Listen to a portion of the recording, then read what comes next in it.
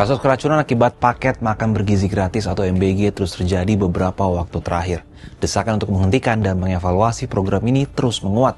Pasalnya, jumlah korban terus bertambah, bahkan telah mencapai ribuan orang.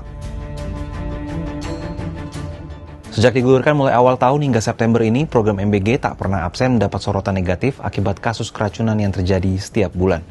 Terbaru pada Rabu 24 September 2025, terdapat kasus keracunan di wilayah Kabupaten Bandung Barat, Jawa Barat, yang jumlahnya mencapai hampir 1.000 siswa, mulai dari tingkat sekolah dasar hingga sekolah menengah atas. Mereka dirawat di berbagai tempat. Selain Rumah Sakit Umum Daerah Cililin, ada juga yang dirawat di Puskesmas Ciamplas, Puskesmas Cipongkor, dan Gor Cipongkor. Gubernur Jawa Barat Deddy Mulyadi dalam keterangannya di Bandung, Jawa Barat, Rabu 25 September menyebut akan segera melakukan evaluasi terkait hal ini. Harapan saya ke depan, dapur itu didekatkan dengan sekolah. Dan tingkat yang dilayaninya jangan terlalu jumlahnya ribuan. Karena siapapun tidak akan sanggup untuk mengelola jumlah makanan ribuan. Masaknya tiap hari tidak pernah berhenti. Dan jarak tempuh dari dapur ke sekolahnya agak jauh. Pasti memiliki resiko.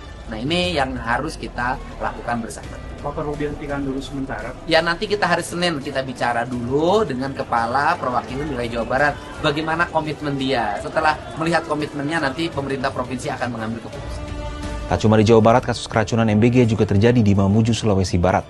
Kasus keracunan ini terjadi pada 21 pelajar di 3 sekolah, yaitu SMP Negeri 1 Tapalang, SD Taan Galung, dan SD Dayang Ina. Siswa mengalami keracunan pada Rabu 24 September. Siswa yang keracunan dibawa ke puskesmas dan rumah sakit sejak Rabu siang hingga malam. Laporan resmi yang disajikan pemerintah pun menunjukkan tren kasus yang semakin meningkat. Pada akhir Juni lalu, pemerintah melaporkan setidaknya ada 1.376 anak sekolah yang diduga menjadi korban keracunan MBG dari sejumlah daerah di Indonesia.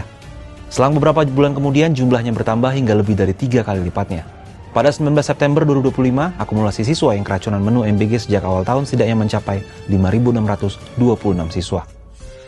Terus berulangnya kasus keracunan dari paket MBG ini pun membuat sejumlah pihak meminta pemerintah untuk mengevaluasi, bahkan menghentikan sementara program ini.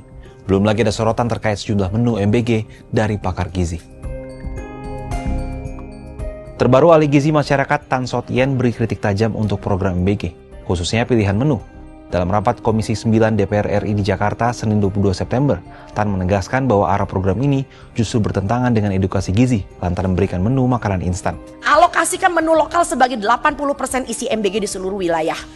Ya, saya pengen anak Papua bisa makan ikan kuah asam. Saya pengen anak Sulawesi bisa makan kapurung. Tapi yang terjadi dari Lokna sampai dengan Papua yang dibagi adalah burger, di mana tepung terigu tidak pernah tumbuh di bumi Indonesia. Nggak ada anak muda yang tahu bahwa gandum tidak tumbuh di bumi Indonesia. Dibagi spaghetti, dibagi bakmi gacoan. Oh my God. Ya, dan maaf ya, itu isi burgernya itu kastanisasi juga. Kalau yang dekat dengan pusat supaya kelihatan bagus, dikasih kayak chicken katsu. Tapi coba kalau yang di daerah, yang SPPG-nya juga agak sedikit main. Dikasih itu loh, benda tipis berwarna pink. Saya aja nggak pernah mengatakan ini adalah daging olahan. Saya aja nista bilang itu daging olahan. Saya nggak tahu itu produk apaan.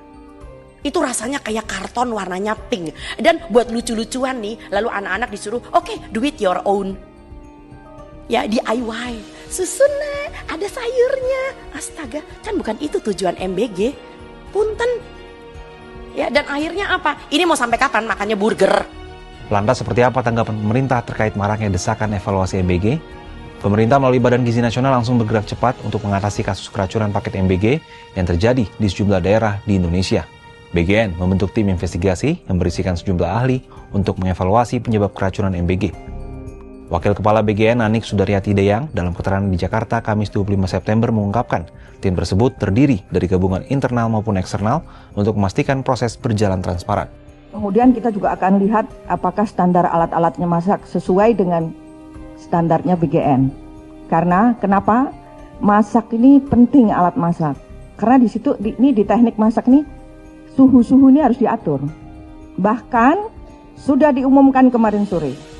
Semua chef yang di dapur harus bersertifikasi. Yayasan harus menyediakan chef. Jadi bukan hanya dari BGN, karena yayasan sudah menerima manfaat dari kita sewa lahannya, bangunannya, maka dia harus mengeluarkan, ikut bertanggung jawab dengan menyediakan chef. Berdasarkan skenario awal, Pada tahap awal tahun 2025 ini, pemerintah menargetkan total ada 19,47 juta orang penerima manfaat program MBG dengan alokasi anggaran senilai 71 triliun rupiah.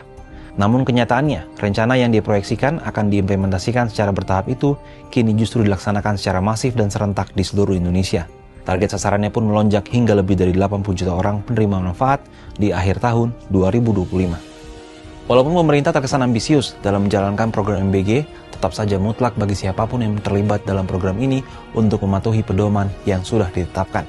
Jangan sampai program yang bertujuan meningkatkan mutu SDM ini justru malah menimbulkan korban jiwa. Kalau menurut Sobat Kompas, apa tanggapannya terkait program MBG ini?